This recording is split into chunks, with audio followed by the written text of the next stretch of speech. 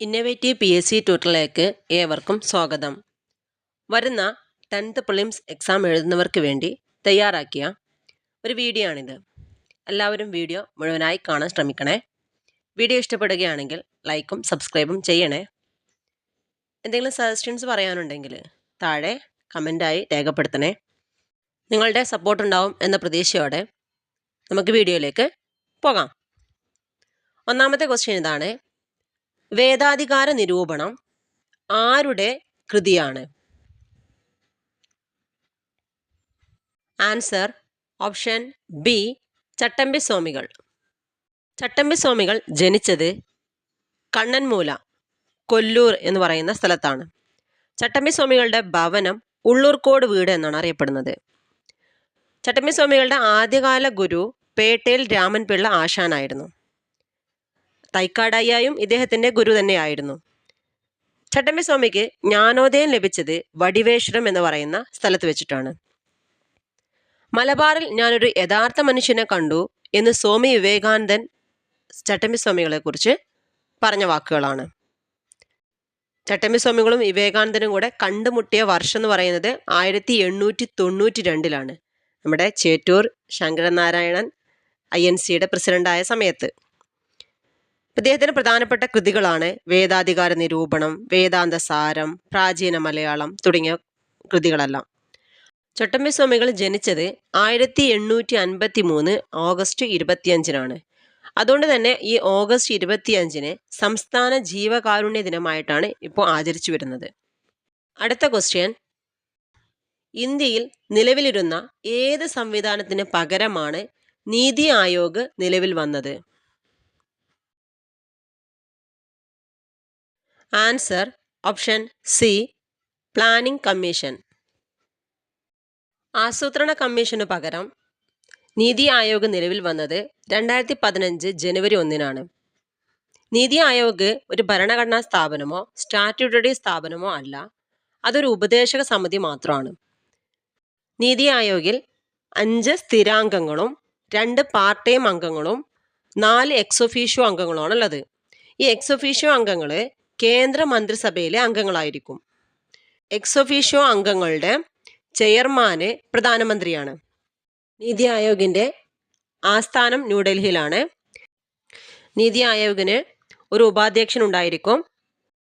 നിലവിലെ ഉപാധ്യക്ഷൻ Suman ബെറിയാണ്.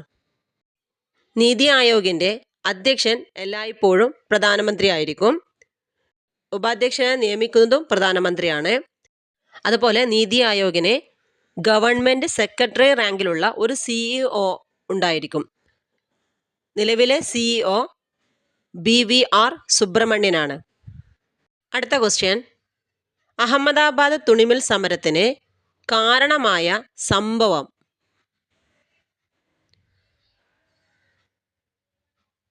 Answer option B, plague bonus.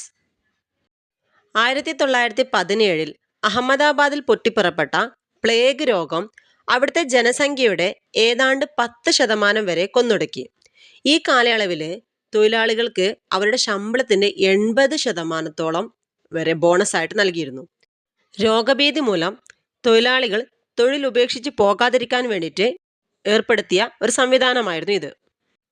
1-ാം ലോക മഹായുദ്ധത്തിൻ്റെ ഭാഗമായുണ്ടായ വിലക്കയറ്റത്തെ പ്രതിരോധിക്കാൻ ഈ ബോണസ് ഈ തൊഴിലാളികളെ സഹായിച്ചു. എന്നാൽ രോഗഭീതി ഒഴിഞ്ഞതോടുകൂടെ ഈ ആനുകൂല്യം എന്ത് ചെയ്തു? ഇവർ നിർത്തലാക്കി. ഇതാണ് തൊഴിലാളികളെ സമരത്തിന് പ്രേരിപ്പിച്ചത്. അങ്ങനെ 1918 അഹമ്മദാബാദിലെ മില്ലുടമകളും തൊഴിലാളികളും തമ്മിലുണ്ടായ വേതന സംബന്ധമായ തർക്കത്തിൽ ഗാന്ധിജിയും കൂടെ ഇടപെട്ടു. അങ്ങനെ ഗാന്ധിജിയുടെ ഇന്ത്യയിലെ 2ാമത്തെ സത്യാഗ്രഹ പരീക്ഷണം കൂടിയായിരുന്നു ഇത്. ഇതിന്റെ ഭാഗമായിട്ട് ഗാന്ധിജി എന്ത് ചെയ്തു? നിരാഹാര സമരമാണ് ഇവിടെ നടത്തിയത്. ഗാന്ധിജിയുടെ ആദ്യത്തെ നിരാഹാര സമരം ഏതെന്ന് ചോദിച്ചാൽ അഹമ്മദാബാദ് മിൽ സമരമായിരുന്നു. ഗാന്ധിജിയുടെ നിരാഹാര സമരത്തിന്റെ 4-ാം നാളിൽ മില്ലുടമകള് ഒരു ഒത്തുതീർപ്പിൽ തയ്യാറായി. തൊഴിലാളികൾ 50% കൂലി വർധനവ് ആവശ്യപ്പെട്ടെങ്കിലും ഉടമകൾ 35% കൂലി വർദ്ധിപ്പിച്ചുകൊണ്ട് സമരം ഒത്തുതീർപ്പിലാക്കി. ഇതാണ് അഹമ്മദാബാദ് മിൽ സമരം എന്ന് പറയുന്നത്. അടുത്ത ക്വസ്റ്റ്യൻ: താഴെ പറയുന്നവയിൽ ഏത് സംഭവമാണ് റൗലറ്റ് നിയമത്തിനെതിരായ പ്രതിഷേധവുമായി ബന്ധപ്പെട്ടത്? ആൻസർ ഓപ്ഷൻ ഡി ജാലിയൻവാലാബാഗ് കൂട്ടക്കൊല.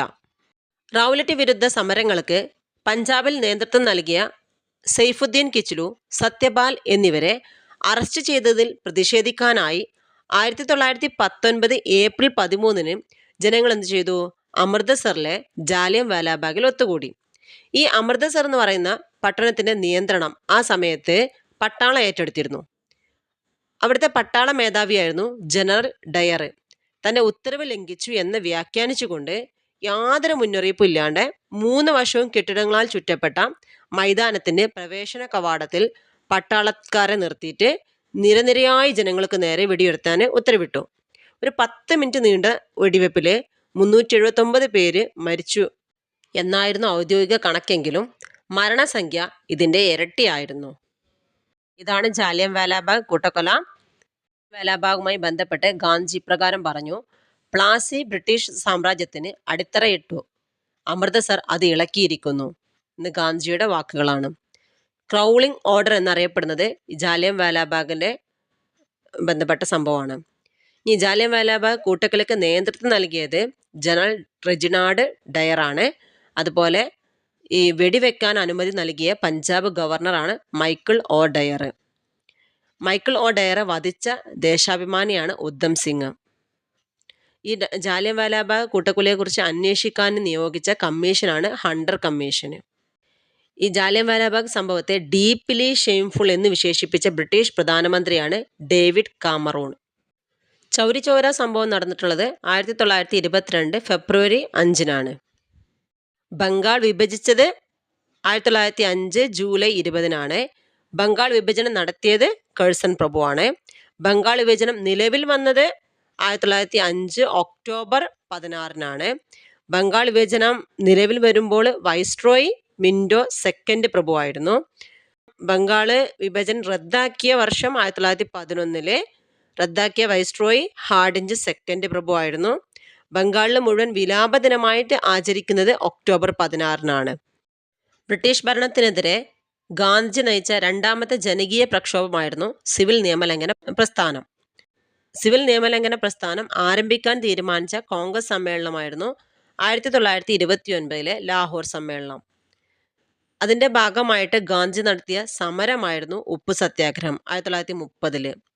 1930 മാർച്ച് 12 സബർമതി ആശ്രമത്തിൽ നിന്ന് ഉപ്പ് നിയമം ലംഘിക്കാൻ വേണ്ടിയിട്ട് ദണ്ഡിയിലേക്ക് ഗാന്ധിയും അനുയായികളും യാത്ര പുറപ്പെട്ടു.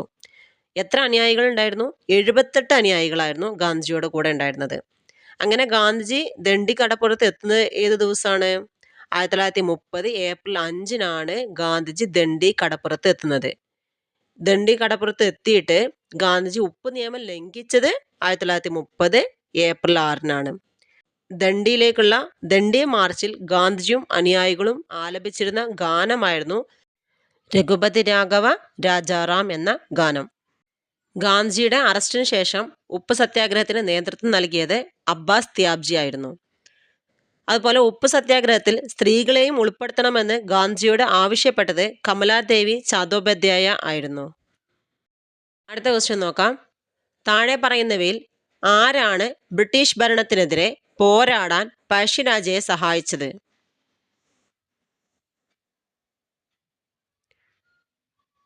Answer option C Thalakkal Chandu. അടുത്ത ക്വസ്റ്റ്യൻ നോക്കാം.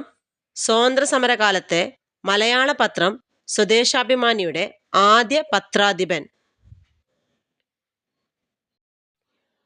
Answer option D CP Govindapillai. 1905 ജനുവരി 19 വക്കം അബ്ദുൽ ഖാദർ മൗലവിയാണ് സ്വദേശാഭിമാനി പത്രം അഞ്ചുതെങ്ങിൽ സ്ഥാപിച്ചത്. സ്വദേശാഭിമാനി പത്രത്തിന്റെ ആദ്യത്തെ എഡിറ്റർ CP ഗോവിന്ദപിള്ളയായിരുന്നു. അങ്ങനെ 1906 രാമകൃഷ്ണ പിള്ള സ്വദേശാഭിമാനി പത്രത്തിന്റെ എഡിറ്ററാവുന്നത്. 1907 സ്വദേശാഭിമാനി പത്രം തിരുവനന്തപുരത്ത് നിന്നും പ്രസിദ്ധീകരണം ആരംഭിച്ചു. 1910 സ്വദേശാഭിമാനി പത്രം എന്ത് ചെയ്തു? തിരുവിതാംകൂർ സർക്കാർ നിരോധിച്ചു. അതിൻ്റെ ഭാഗമായിട്ട് 1910 സെപ്റ്റംബർ 26 സ്വദേശാഭിമാനി രാമകൃഷ്ണപിള്ളയെ നാട് കടത്തി. ശ്രീമൂലം തിരുനാളായിരുന്നു ആ സമയത്തെ രാജാവ്. ആ സമയത്തെ ദിവാന് പി രാജഗോപാലാചാരി ആയിരുന്നു. രാമകൃഷ്ണപിള്ളയെ തിരുനെൽവേലിയിലേക്കാണ് നാട് കടത്തിയത്. അടുത്ത ക്വസ്റ്റ്യൻ, മാറുമറക്കൽ സമരം എന്ന പേരിൽ അറിയപ്പെട്ട പ്രക്ഷോഭം.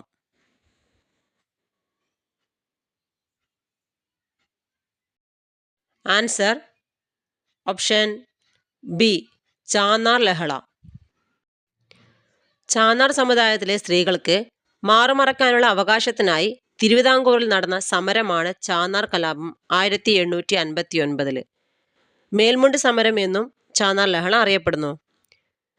ചാന്നാർ സ്ത്രീകൾക്ക് മാറുമറക്കാനുള്ള അനുവാദം നൽകിക്കൊണ്ട് വിളംബരം പുറപ്പെടുവിച്ച രാജാവായിരുന്നു ഉത്രം തിരുനാൾ മാർത്താണ്ഡവർമ്മ. ബ്രിട്ടീഷുകാർക്കെതിരെ കേരളത്തിൽ നടന്ന ആദ്യ കലാപമാണ് അഞ്ചുതെങ്ങ് കലാപം 1697. അതേസമയം ബ്രിട്ടീഷുകാർക്കെതിരെ കേരളത്തിൽ നടന്ന ആദ്യത്തെ സംഘടിത കലാപമാണ് ആറ്റിങ്ങൽ കലാപം 1721 ഏപ്രിൽ 15 ആറ്റിങ്ങൽ കലാപം നടന്നിട്ടുള്ളത്. അടുത്ത ക്വസ്റ്റ്യൻ, കേരളത്തിലെ നിയമസഭാ മണ്ഡലങ്ങളുടെ എണ്ണം.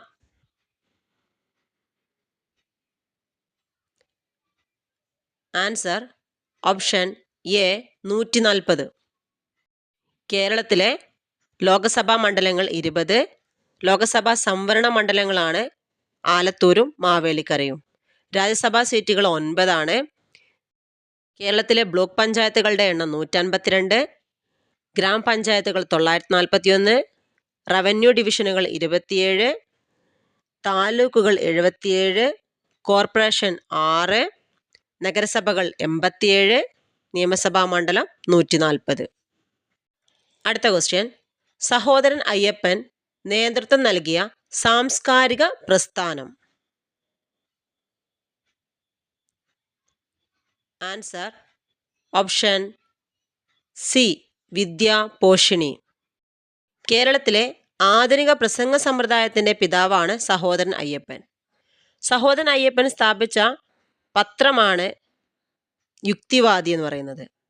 1917 ചേറായിൽ മിശ്രഭോജനം നടത്തിയത് സഹോദരൻ അയ്യപ്പനായിരുന്നു. വേലക്കാരൻ എന്ന പത്രം ആരംഭിച്ചും സഹോദരൻ അയ്യപ്പനായിരുന്നു. സഹോദര സംഘം എന്ന് പറയുന്ന പ്രസ്ഥാനം സ്ഥാപിച്ചത് സഹോദരൻ അയ്യപ്പൻ 1917. സഹോദര സംഘത്തിൻ്റെ മുഖപത്രമായിരുന്നു സഹോദരൻ എന്ന് പറയുന്നത്. അടുത്ത ക്വസ്റ്റ്യൻ, തെരഞ്ഞെടുപ്പിൽ വോട്ടെടുപ്പ് ആരംഭിക്കുന്നതിന് എത്ര മണിക്കൂർ മുമ്പ് ഇലക്ഷൻ പ്രചരണം അവസാനിപ്പിക്കണം? ആൻസർ ഓപ്ഷൻ ഡി, 48 മണിക്കൂർ.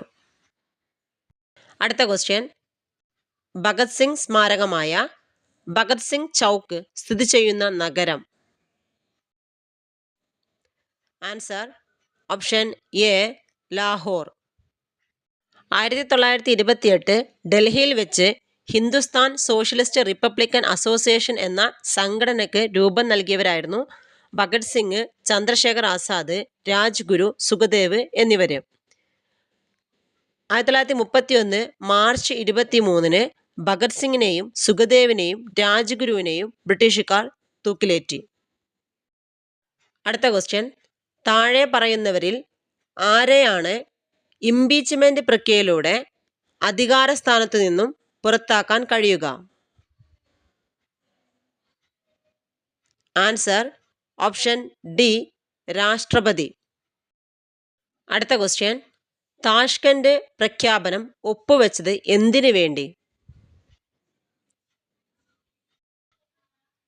Answer option B, India Pakistan യുദ്ധം പരിഹരിക്കുന്നതിന് വേണ്ടി.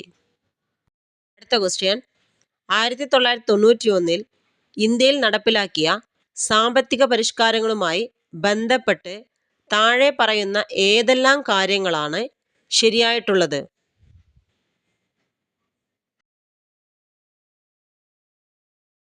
ആൻസർ ഓപ്ഷൻ എ, 1ഉം 2ഉം.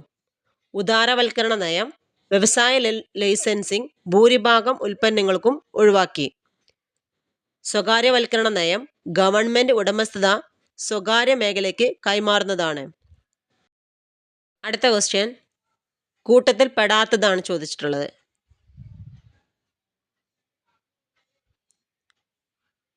ആൻസർ ഓപ്ഷൻ ഡി, മെഡിക്കൽ ഗവേഷണത്തിനുള്ള ഇന്ത്യൻ കൗൺസിൽ. അടുത്ത ക്വസ്റ്റ്യൻ പ്രാഥമിക വിദ്യാഭ്യാസം മൗലികാവകാശമായി മാറിയത് എത്രാമത്തെ ഭരണഘടനാ ഭേദഗതിയിലൂടെയാണ്? ആൻസർ ഓപ്ഷൻ ബി, 86-ാം ഭേദഗതിയിലൂടെ. അടുത്ത ക്വസ്റ്റ്യൻ രാജ്യസഭയിലെ അംഗങ്ങളെ തിരഞ്ഞെടുക്കുന്നത്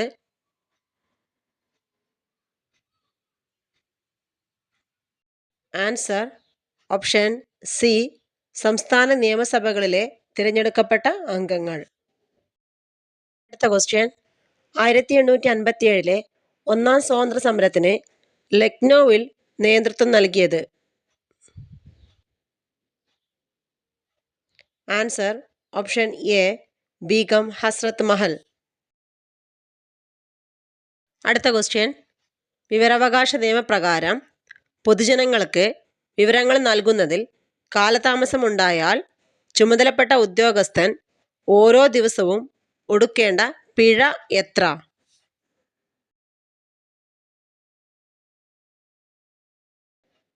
ആൻസർ ഓപ്ഷൻ എ, 250 രൂപ.